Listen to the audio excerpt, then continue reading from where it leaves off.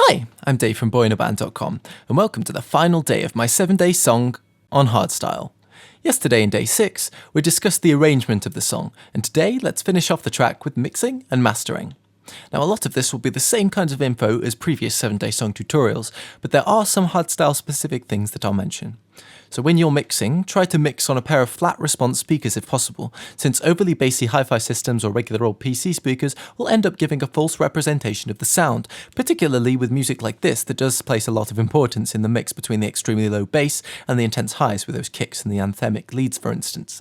Also, make sure you test your mix out on a few systems. In headphones, on the car stereo, on a random chav's overpriced Beats headphones as he sits next to you on the bus with them turned up so loud you can quite clearly hear what he's listening to, just to see if the track is nice wherever you hear it. You don't want to have a good mix in your car and a bad sounding mix from the second-hand noise coming out of a benefit scrounging idiot. As with most EDM, that stands for electronic dance music, by the way, if you'd been wondering, the beat and bass are generally the loudest, so look for the kick, HMS kick, and now bass here. You should be able to fit the leads in without too much trouble though, since there is much more space to play with in the top end of the frequency spectrum. A cool trick for this kind of genre particularly is to have a send effect on the mixer. You can have send effects here in Reason, from Reason 6 onwards, edit inserts there. RV7000 would do, then just run the whole mix through it, very gently, just to give a really anthemic sound. A tiny amount can help give the authentic, gigantic feel to the track. I didn't feel the need for it though. Now the effects can be awkward if you have a lot of them, since reverses need to be nice and loud, but you don't want the cymbals to be swamping the track, so feel free to change some of the levels in the mixer within that effects combinator that we created. Here. And now the other thing to think about is stereo space. If you have two sounds that live in similar frequencies, try widening one so it's able to sit in the mix either side of the other sound. Unison, stereo images, and chorus can assist with width, but my favourite way, as we've been using all through this tutorial, is panning multiple instruments left and right with similar sounds. Minute differences can accentuate the width though, so maybe detuning differently panned synths could help you if you feel everything is a bit too mono right now. So yeah, I like to go through, unmuting one track at a time, so I'd mute them all, then play it through, play the kick, then bring in the hardstyle kick, bring in the clap, just to see whether everything fits together once I've got a fresh set of ears after having a bit of time away from the track. I'd show you now, but it does take freaking ages for me to be happy with the mix. We don't really have time for that in this video. So that's basically the mix. The best thing to do is to give it a few days after you've mixed it, as I said. Come back and mix it again at a point where you don't have a pounding headache from perfecting your kick. And then it's time for mastering. Now, there's a few things to discuss. Reason 6 has this really nice master compressor, as well as the convenient mastering suite, which is right at the top. Master section, and you can put in insert effects there. Now with this compressor, I usually just apply it until I can start to feel that it's all sounding a bit squashed. So if we try it out on the drop. Without. And with. See, that's not doing it too hard, whereas if we bring the threshold all the way down, for instance, you start to feel it's really stifling the track a bit, particularly with higher ratio values. So I tend to try and be a bit sparing with it, because it can really affect the sound of the whole track and ruin a perfectly good mix if you're not careful. And the attack defines how punchy it is by letting through the first few milliseconds of a sound before compressing it, usually your kick in this genre, or the clap, and then just use the makeup gain to bring up the volume if you've squashed it down a bit with the threshold like I've done here. So we don't need too much.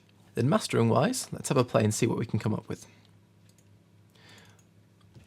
One thing to try, that's always good, is EQ. As long as you play with it gently, you can bring up the lows and the highs a little bit. So without and with.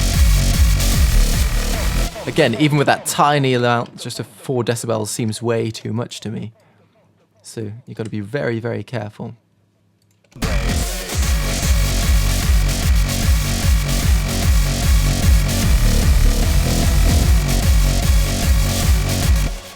And this does make it a little bit clubbier, but ideally you'll have got the mix sounding great even before the mastering, meaning you won't have to do much EQing. Now the compressor we looked at before should do the trick for squashification, but the stereo imager, going through the M-class options we got here, could be a nice one to slightly widen everything, just by bringing that up, maybe a tiny bit, and then bring down the low end to a mono sound.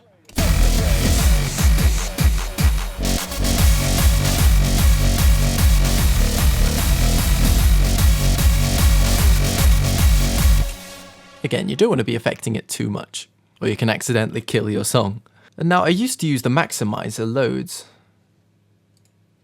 The soft clip tends to help, but I found that even when it says it's clipping, I can't usually tell. I don't know if there's any other reason to be aware of the clipping, but now I'd advise just going by what your ears tell you rather than what the little red text tells you down the bottom.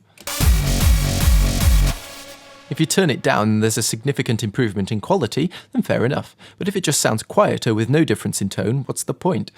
Now, if you're worried about the lack of dynamic range, for instance the punchiness of the kick drum, don't squash your compressor so intensely. Now, the song will be quieter, but when you boost the volume of the system to a comparable volume, it'll feel 10 times punchier. Unfortunately, since you aren't a large fat man in a red suit and a jolly disposition, it isn't possible to visit the houses of every DJ in the world to request that they make your track much louder than the rest, so you might have to sacrifice this dynamic range for the volume in order to compete with the volumes of other tracks in clubs. Then once everything's finished, take a listen to it side by side with a similar song of your choice to see whether it's hitting the right kinds of volumes, frequencies, and that it's sounding as pro as you can make it. And my last piece of advice, don't get downhearted. I've been producing for 8 years, and well, take a listen to my earlier tracks from the tutorials and compare them to what I'm producing now. It's taken me ages to get to this level, mainly because I did everything for myself for so long without finding tutorials online and making friends with other producers to advise me. If a track isn't working, do the best you can, put it out there, ask for assistance on forums about how to improve it. I'd shockingly enough recommend the Boyinaband forum, link below for that, and make a new song. If you never release music, you'll feel like you aren't getting anywhere. If you keep releasing music, you'll have closure on those tracks and be ready to put out newer tracks. Maybe that's just me, but that's all I can go by. I am thoroughly of the opinion that you need to make like 100 tracks before you can be justified in being frustrated that you aren't at that professional level yet. So keep making music, keep sharing it, and keep advising other people on how to improve their tracks, so you can get those mutual producer friendships going. Alright, philosophy and psychology lesson over, and that's about it for the mixing and mastering as well. Tune in for part 2, where we'll be playing the final song. Don't forget to like this video first.